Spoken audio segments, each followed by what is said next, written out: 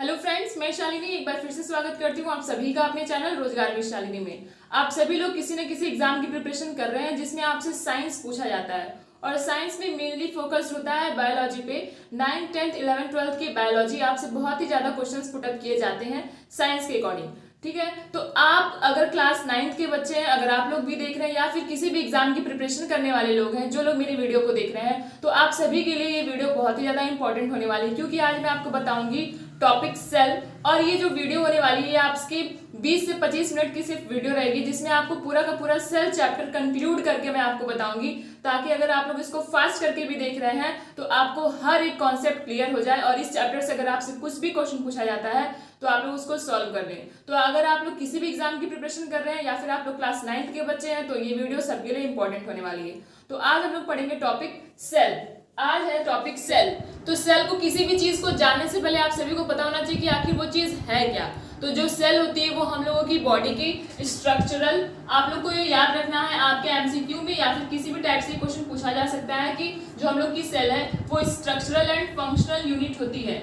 ठीक है, हम लोग की cell structural and functional unit होती है किसकी? हम लोग की बॉडी की, हम लोग की लाइफ की। जैसे कि कोई बिल्डिंग बनता है तो उसका जो बिल्डिंग ब्लॉक होता है वो ब्रिक होता है, उसी तरीके से हम लोगों की बॉडी का जो बिल्डिंग ब्लॉक होता है वो सेल होता है। तो आप सभी लोग बता सकते हैं कि cell is the building block of our life and cell is the structural and functional unit of life. ठीक है, सेल को किसने डिस्कवर किया था? सेल को डिस्कवर किया था रॉबर्ट हुक ने। ये मोस्ट इंपॉर्टेंट क्वेश्चन बनता है कि हु डिस्कवर्ड द सेल। तो सेल को डिस्कवर किया था रॉबर्ट हुक ने। तो आपको यहीं से जैसे आप लोग बताएंगे कि सेल की डिस्कवरी रॉबर्ट हुक ने की है तो आपसे वही क्वेश्चन पुट अप होगा कि रॉबर्ट हुक ने लिविंग सेल में इसकी डिस्कवरी की है या फिर डेड में। तो आप लोग याद रखेंगे कि जो रॉबर्ट हुक थे इन्होंने डेड सेल में सेल की डिस्कवरी की थी। वो डेड क्या था? वो कॉर्क था, ट्री का कॉर्क निकाल के उसमें इन्होंने देखा था। ठीक है, और ये जो सेल वर्ड है, ये सेल वर्ड जो बना हुआ है ये सेलुली से बना हुआ है, सेलुली से बना हुआ है। आपके एनसीईआरटी में लिखा हुआ है जिसका मतलब होता है स्मॉल रूम, जिसका मतलब होता है स्मॉल रूम। फिर इन्होंने इसको कंपेयर कर दिया, इन्होंने जब देखा माइक्रोस्कोप के नीचे तो इनको इसका स्ट्रक्चर कुछ इस तरीके से दिखा। ठीक है, अगर इन्होंने इसको बाद में जब कंपेयर किया तो इन्होंने लगा कि जो ये मधुमक्खी का छत्ता जो होता है, हनी कॉम्ब जो होता है, उसमें जो छोटे छोटे स्ट्रक्चर होते हैं, जो छोटे छोटे रूम लाइक स्ट्रक्चर होते हैं, इन्होंने उसको इससे कंपेयर किया। ठीक है, तो आपने यहाँ पे तो देख लिया कि जो सेल वर्ड है वो सेलुलरी वर्ड से बना होता है जिसका मतलब होता है स्मॉल रूम। तो हम लोग सेल को स्मॉल रूम की तरह से कंसीडर कर सकते हैं। आपको पता है कि सेल जो है उसको रॉबर्ट हुक ने डिस्कवर किया था डेड में। तो यहीं से क्वेश्चन आपसे फिर से पुट अप होता है कि जब इन्होंने डेड में किया तो फिर लिविंग में किसने किया? तो लिविंग में किए थे Antony von Leeuwenhoek. Antony von Leeuwenhoek.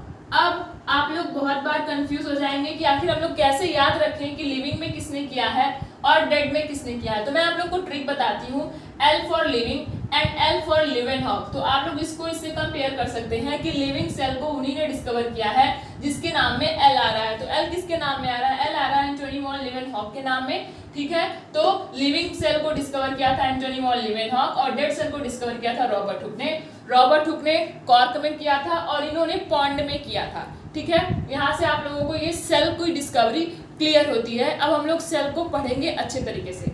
यहाँ से आप लोगों ने तो देख लिया कि सेल की डिस्कवरी किसने की थी। फिर साइंटिस्ट थे स्लाइडर एंड स्वान, इन्होंने सेल थ्योरी दी थी जिसमें इन्होंने एक बात बताना भूल गए थे ये लोग कि इन्होंने बताया कि हर एक चीज जो है वो सेल से बनी रहती है, प्री एग्जिस्टिंग सेल से बनी रहती है। तो बाकी एक और साइंटिस्ट है, उन्होंने कहा कि हर एक सेल किसी न किसी सेल से ही जनरेट होती है। तो आपसे पूछा जाता है कि सेल थ्योरी क्या है, तो आप लोग बता सकते हैं कि हर एक बॉडी जो है वो सेल से बनी रहती है और हर एक सेल जो है वो प्री एग्जिस्टिंग सेल से आती है। अब हम लोग का यहाँ पे उठता है सेल। सेल बेसिकली इस तरीके से हम लोग इसको करके डिस्क्राइब करते हैं और समझते हैं। ठीक है, सेल में बेसिकली 3 पार्ट्स होते हैं जो कि आपको समझना बहुत ही ज्यादा इंपॉर्टेंट है। ठीक है, तो ये जो आउटर कवरिंग होता है इसको हम लोग बोलते हैं प्लाज्मा मेम्ब्रेन। ठीक, आउटर मेम्ब्रेन को हम लोग बोलते हैं प्लाज्मा मेम्ब्रेन, या फिर इसी को हम लोग बोलते हैं सेल मेम्ब्रेन, या फिर हम लोग इसी को बोल देते हैं सेलेक्टिव परमिएबल मेम्ब्रेन। ठीक है, या फिर इसी को हम लोग selective permeable membrane. Permeable membrane को हम लोग SPM लिख सकते हैं, S for selective, P for permeable and M for membrane. और ये जो हम लोग का बीच में ये आपको दिख रहा है ये है आपका साइटोप्लाज्म। ठीक है, ये जो लिक्विड लाइक कंटेंट आपको दिख रहा है ये है साइटोप्लाज्म और बीच में तो सबको पता होगा कि ये है अपना न्यूक्लियस। ठीक है, न्यूक्लियस है हम लोग का। तो यहाँ से हम लोग देखते हैं कि प्लाज्मा मेम्ब्रेन है। ठीक है, इसकी जो फंक्शनल यूनिट होती है, ठीक है, इसका जो वर्क होता है ये फ्लेक्सिबल होता है। ठीक है। और इसको हम लोग सेलेक्टिव परमिएबल मेम्ब्रेन इसलिए भी बोलते हैं क्योंकि ये सिर्फ और सिर्फ सेलेक्टिव चीज़ों को अंदर जाने देता है और सेलेक्टिव चीज़ों को ही बाहर जाने देता है, इसलिए इसका नाम होता है सेलेक्टिव परमिएबल मेम्ब्रेन। तो आपसे क्वेश्चन पुट अप होता है कि हम लोग प्लाज्मा मेम्ब्रेन को सेलेक्टिव परमिएबल मेम्ब्रेन क्यों बोलते हैं। तो हम लोग प्लाज्मा मेम्ब्रेन को सेलेक्टिव परमिएबल मेम्ब्रेन इसलिए बोलते हैं क्योंकि ये सिर्फ और सिर्फ सेलेक्टिव चीज़ों को अंदर और बाहर जाने देता है। सपोज करिए एग्जांपल लेते हैं कि ग्रुप्स में बच्चे खड़े हुए हैं, किसी ने रेड शर्ट पहना है और किसी ने व्हाइट, रेड और व्हाइट में है, तो जो स्कूल का गेट है वो एंट्री सिर्फ उन्हीं बच्चों को दे रहा है जिन्होंने सिर्फ और सिर्फ व्हाइट शर्ट पहना है। तो यहाँ पे स्कूल का गेट किसका काम कर रहा है, सेमी सेलेक्टिव परमिएबल मेम्ब्रेन का, यानी कि ये सेलेक्टिव लोगों को ही अंदर ले रहा है जिन्होंने की व्हाइट शर्ट पहना हुआ है। ठीक है, तो यहाँ से हम लोग का जो प्लाज्मा मेम्ब्रेन है इसको हम लोग सेल मेम्ब्रेन भी बोलते हैं क्योंकि ये सेल को स्ट्रक्चर प्रोवाइड करता है, एंड इसको हम लोग एसपीएम यानी कि सेलेक्टिव परमिएबल मेम्ब्रेन भी बोलते हैं क्योंकि ये सिर्फ और सिर्फ सेलेक्टिव चीजों को अंदर और बाहर करता है। बीच में हम लोग का ये साइटोप्लाज्म है, this is a liquid content, ठीक है, ये फ्लूइड लाइक स्ट्रक्चर होता है और इसमें हम लोग के सारे सेल ऑर्गेनेल्स इधर उधर फ्रीली मूव करते रहते हैं। ठीक, और क्या होता है कि ये हमको क्या करता है, हमारे सेल को एक फ्लेक्सिबिलिटी ये भी प्रोवाइड करने में हेल्पफुल होता है। अब आपसे यही से क्वेश्चन पुट अप होता है कि जब यहाँ पे cytoplasm, then what is the difference between cytoplasm and protoplasm. तो आपको ये पता होना चाहिए कि साइटोप्लाज्म और प्रोटोप्लाज्म में क्या डिफरेंस होता है। आपको यहाँ दिख रहा है कि ये लिक्विड है और ये न्यूक्लियस है। जब इस लिक्विड और इस न्यूक्लियस दोनों को एक साथ बोलते हैं तो वो होता है साइटोप्लाज्म, और जब सिर्फ और सिर्फ हम लोग लिक्विड कंटेंट को बोलते हैं तो वो होता है प्रोटोप्लाज्म। आप लोग सिर्फ और सिर्फ समझने पे ध्यान दीजिए, मैं यहाँ पे शॉर्ट लेक्चर के थ्रू आप लोगों को पूरा एक्सप्लेन करने की कोशिश कर रही हूँ। फिर से बताती हूँ साइटोप्लाज्म क्या होता है। ये जो लिक्विड कंटेंट है, इस लिक्विड कंटेंट के साथ अगर हम लोग इस न्यूक्लियस को भी लेके बोलते हैं, liquid content plus nucleus makes the cytoplasm, but if we take only this fluid then this is called protoplasm. Last में आता है हम लोग का न्यूक्लियस। न्यूक्लियस क्या है, इसको हम लोग ब्रेन ऑफ द सेल बोलते हैं। न्यूक्लियस में भी हम लोग का न्यूक्लियर मेम्ब्रेन होता है। ठीक है, सपोज करिए कि ये न्यूक्लियस है, इसके आउटर में होता है न्यूक्लियर मेम्ब्रेन, बीच में होता है न्यूक्लियोलस। इस पूरे पार्ट को हम लोग बोल देते हैं न्यूक्लियस। आप अलग से इसको या फिर इसको नहीं बोल सकते। जब तीनों को मिलाएंगे, न्यूक्लियस, न्यूक्लियर मेम्ब्रेन और न्यूक्लियोलस, ये पूरा मिलके बनता है आपका न्यूक्लियस। अब आपसे क्वेश्चन पुट अप होता है कि क्या न्यूक्लियस हमारा सेल ऑर्गेनेल है कि नहीं है। तो अगर आप लोग को पता है तो आप लोग कमेंट करिए कि nucleus is a cell organelle और नॉट। मैं आपको बता दूं कि जो न्यूक्लियस है वो तो सेल ऑर्गेनेल है ही, क्योंकि जो हमारा ये साइटोप्लाज्म है इसमें आपको जितने भी ऑर्गेनेल्स, जितने भी आपको फ्लूइड लाइक स्ट्रक्चर में जो कुछ भी तैरता हुआ मिलेगा वो सब कुछ ऑर्गेनेल कहलाएगा। तो इसी साइटोप्लाज्म में तो हमारा न्यूक्लियस भी प्रेजेंट है ना, इसलिए हम लोग इसको न्यूक्लियस को भी हम लोग सेल ऑर्गेनेल की तरह कंसीडर करते हैं। ये आप लोग को याद रखना है कि हम लोग का सबसे पहला जो ऑर्गेनेल होता है जिसको हम लोग पढ़ते हैं वो होता है हम लोगों का न्यूक्लियस। ठीक है, अब यहाँ से आपको उम्मीद करती हूँ कि सेल के स्ट्रक्चर समझ में आएंगे। सेल में बेसिकली तीन टाइप्स, हम लोग तीन मेम्ब्रेन देखते हैं। एक होता है हम लोग का प्लाज्मा मेम्ब्रेन, दूसरा होता है साइटोप्लाज्म और तीसरा होता है न्यूक्लियस।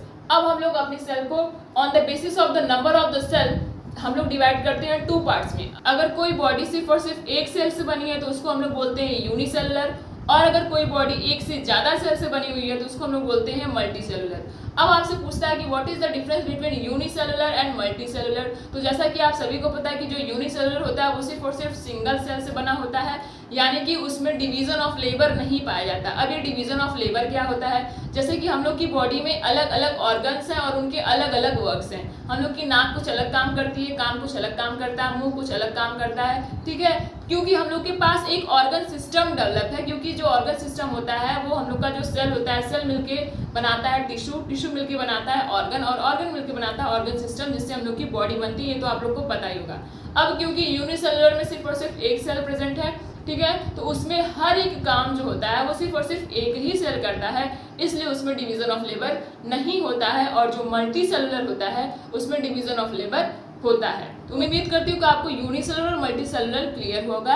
अब हम लोग देखते हैं कि प्रोकैरियोट्स और यूकैरियोट्स क्या होते हैं। क्योंकि यहाँ पे मैंने न्यूक्लियस बनाया तो on the basis of the nucleus हम लोग किसी भी ऑर्गेनेल्स को डिफ्रेंशिएट करते हैं प्रोकैरियोटिक्स एंड यूकैरियोटिक्स में। तो मैं आपको बता रही हूँ, आप लोग ध्यान से सुनिए। मैं आप लोग को एक क्विक रिवीजन दे रही हूँ ताकि आप लोगों को याद रहे। आप लोग चाहे तो मेरी बातों को सुन सुन के एक शॉर्ट नोट भी बना सकते हैं ताकि आपका ये जो लेसन है वो अच्छे तरीके से क्लियर हो जाए।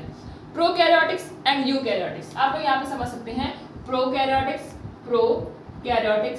ओके, प्रोकैरियोटिक, एंड इसी के नीचे हम लोग लिख लेते हैं अगर यूकैरियोटिक। इसमें मैं आप लोगों को डिफरेंस बता रही हूँ। ठीक है, तो इसको डिफरेंस समझने से पहले आपको पता होना चाहिए इस वर्ड का मतलब। प्रो मतलब होता है प्रिमिटिव, प्रो मतलब होता है primitive, and karyotic means carry on, ये कैरी ऑन से बना हुआ है, कैरी ऑन, जिसका मतलब होता है न्यूक्लियस, कैरी ऑन का मतलब होता है न्यूक्लियस। उसी तरीके से यहाँ पे यू मतलब होता है ट्रू, और आपने यहाँ पे कैरियोटिक का तो देख ही लिया, कैरियोटिक कैरी ऑन से बना हुआ है जिसका मतलब है न्यूक्लियस। तो आप लोग यहाँ से क्लियर कर सकते हैं कि ऐसे ऑर्गेनिज्म जिसमें कि प्रिमिटिव न्यूक्लियस पाए जाते हैं, यानी कि पूरा का पूरा जो न्यूक्लियस है अपना वो पूरी तरीके से डेवलप नहीं होता है। अब डेवलप कैसे नहीं होगा, जैसे कि मैंने आपको बताया कि न्यूक्लियस में न्यूक्लियर मेम्ब्रेन होता है, न्यूक्लियोलस होता है, तो ये जो न्यूक्लियर रीजन होता है वो प्रोकैरियोटिक ऑर्गेनिज्म में पूरा का पूरा डेवलप नहीं होता है, ये आपको याद रखना है। प्रोकैरियोटिक में हम लोग का ये जो न्यूक्लियर रीजन होता है ये पूरा का पूरा डेवलप नहीं होता है,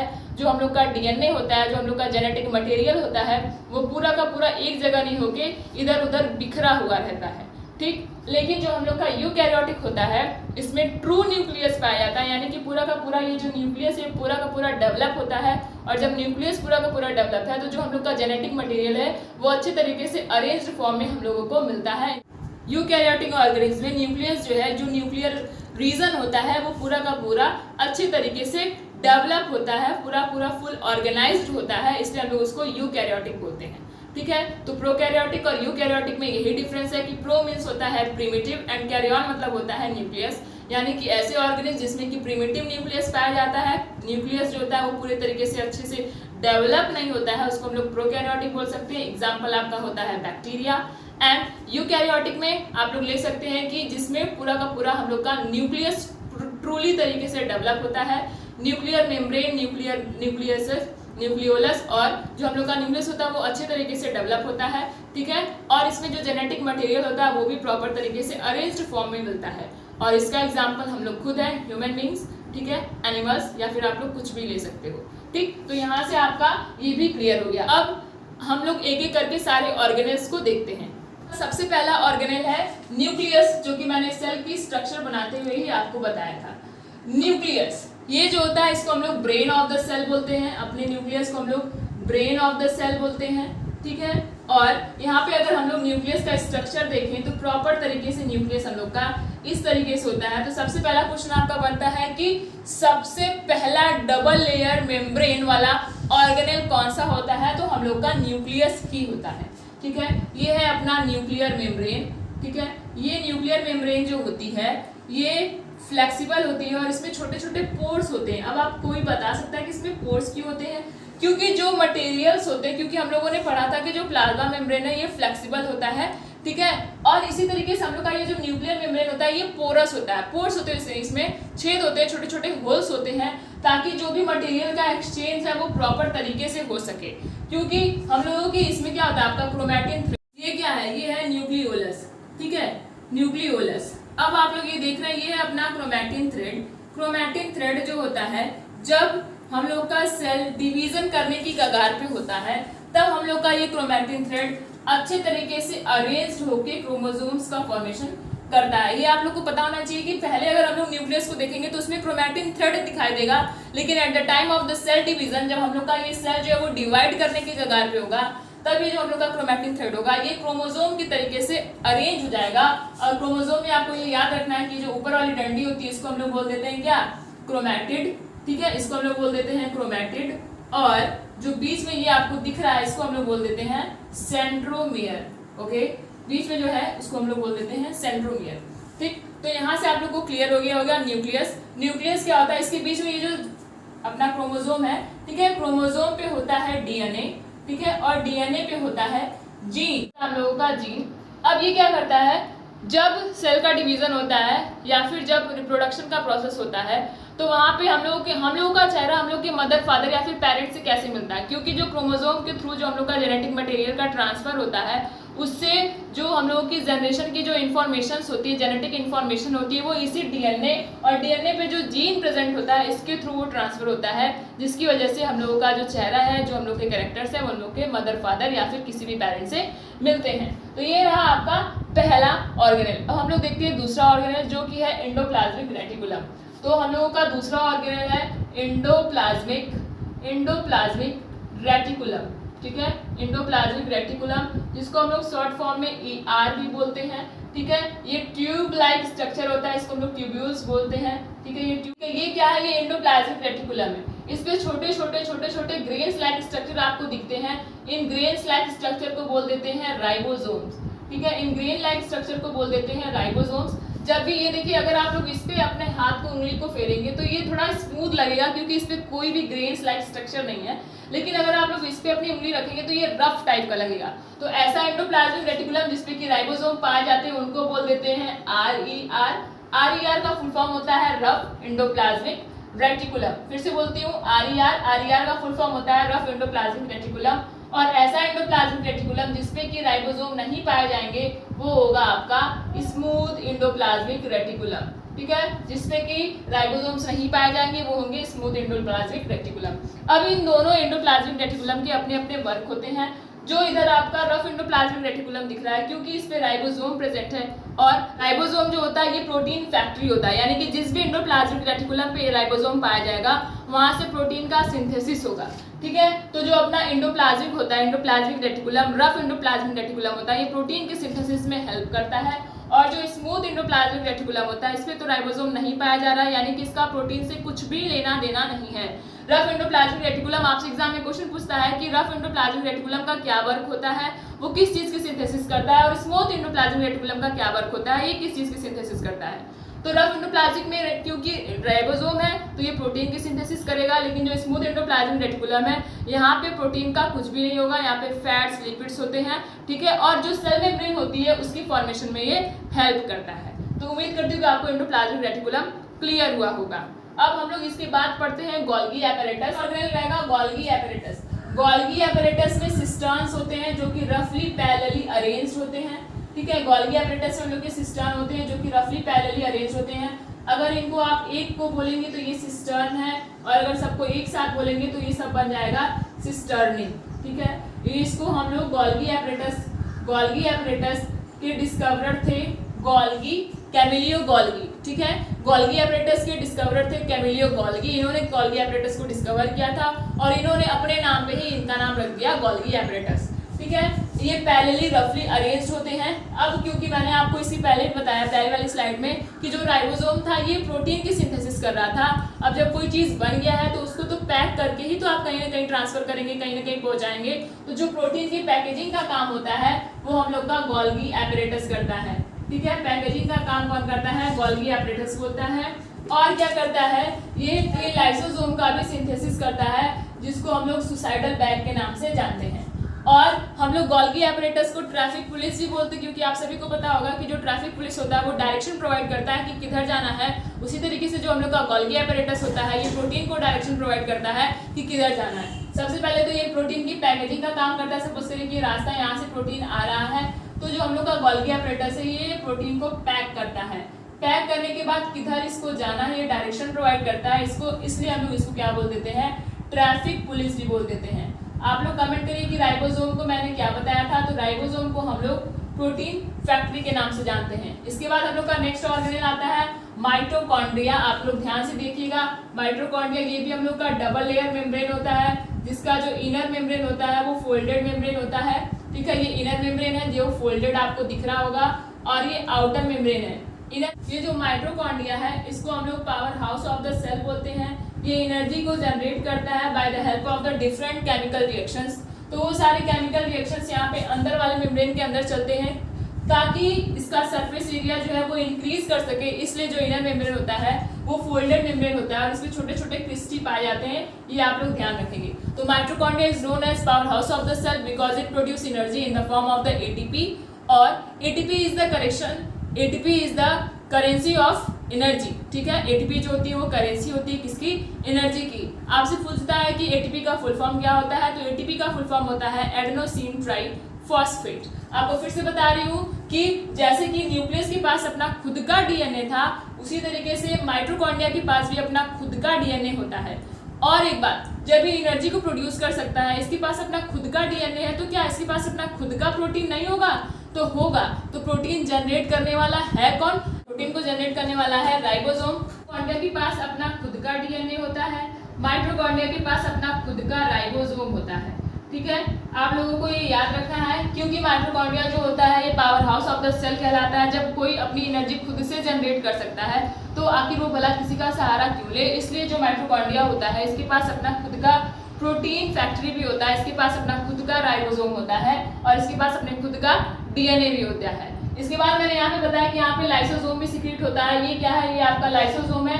लाइसोसोम को हम लोग सुसाइडल बैग बोलते हैं, सुसाइडल बैग इसको हम लोग बोलते हैं। ठीक है, आप लोगों को हर एक ऑर्गेनेल के जो नेम है, ठीक है, उसको याद रखना है। जैसे कि फिर से रिपीट करती हूँ, राइबोसोम को प्रोटीन फैक्ट्री बोलते हैं, गोल्गी एपरेटस को ट्रैफिक पुलिस बोलते हैं, माइटोकॉन्ड्रिया को powerhouse of the cell बोलते हैं, लाइसोसोम को सुसाइडल बैग बोलते हैं। अब इसको सुसाइडल बैग क्यों बोलते हैं, इसके अंदर होता है एक एंजाइम जो कि होता है डाइजेस्टिव एंजाइम। लाइसोसोम जो होता है वो हम लोग की सेल के अंदर प्रेजेंट होता है। अगर हम लोग की सेल में थोड़ी सी भी खराबी आती है तो वो उस सेल के उस पार्ट को इनगल्फ कर लेता है और अपने डाइजेस्टिव एंजाइम से उसको डाइजेस्ट कर देता है। लेकिन जब लाइसोसोम देखता है कि सेल का जो पूरा का पूरा पार्ट है वो सब कुछ डिस्ट्रॉय हो रहा है, तो जो लाइसोसोम होता है वो खुद बर्स्ट करके अपने अंदर के जो डाइजेस्टिव एंजाइम्स होते हैं उनको रिलीज करता है और सेल पूरा का पूरा डाइजेस्ट हो जाता है। क्योंकि ये खुद से बर्स्ट करता है, खुद से अपने आप को किल करता है, इसलिए इसको हम लोग सुसाइडल बैग बोल देते हैं। इसके बाद के दो ऑर्गेनेल और बचे हैं जिसका नाम है प्लास्टिड, वैक्यूल्स और लास्ट में आप लोग पढ़ेंगे सेल डिवीजन। तो अगर आपको ये वीडियो पसंद आ रही है, अच्छी लग रही है, मेरे पढ़ाए हुए तरीके आपको पसंद आ रहे हैं तो आप लोग कमेंट करिए, ताकि ये जो दो ऑर्गेनेल बचे हुए और जो सेल डिवीजन है वो आपको मैं अच्छे तरीके से बता सकूं। उम्मीद करती हूँ कि आपको ये अच्छा लगा होगा। अगर अच्छा लगा तो please like and subscribe. Thank you.